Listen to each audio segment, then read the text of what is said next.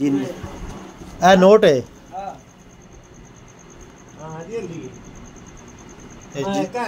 Jelly note है जी 2 number note वेखण दी तो मालूम होंदा पिया बिल्कुल असली नोट है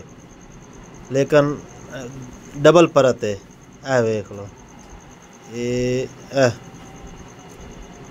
ये परत बिल्कुल साफ है ते ए नोट छपे हुआ पाकिस्तानियों दा कोई नहीं हाल हाँ वेख सकते हो। अच्छा ये दूई लाइन किवें नजर आंदी पई है सही चमकदी है नहीं चमकदी तो पई है एवे दा पिया लेकिन ए खोली परत दिखावी ए दो सफेद है अंदर ना इस तरह हो सकदा है ये हुन दो परता हूं खोल दे हुन खोल गया हुन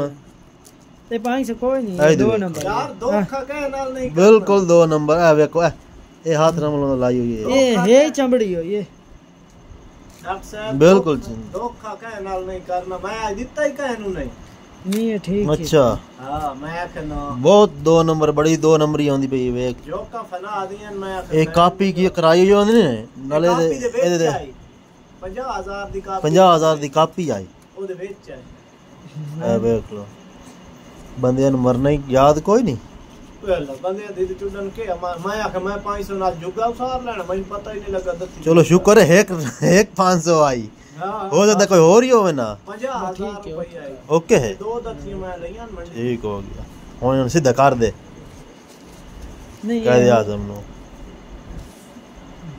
अच्छा वेखण दे बिल्कुल ओरिजिनल नहीं ए आपने को 500 लई बैठा और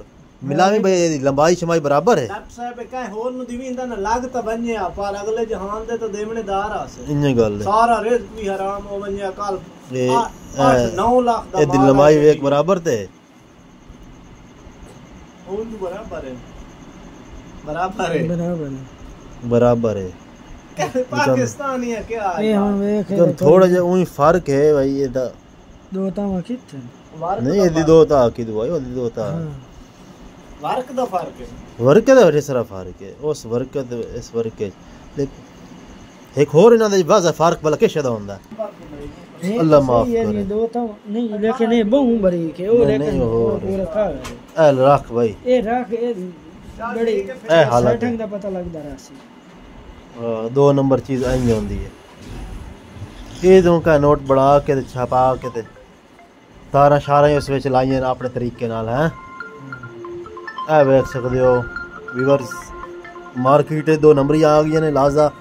जदों भी ढेर नोट लो हमेशा चेक करके लो चंगी तरह उन्होंने चेक करो क्योंकि इस तरह के लोग 50,000 1 लाख दी दत्ती दे विच 1-2 नोट अड़ा देंदे बिल्कुल ये ओरिजिनल है ये कलर का डिफरेंट फर्क है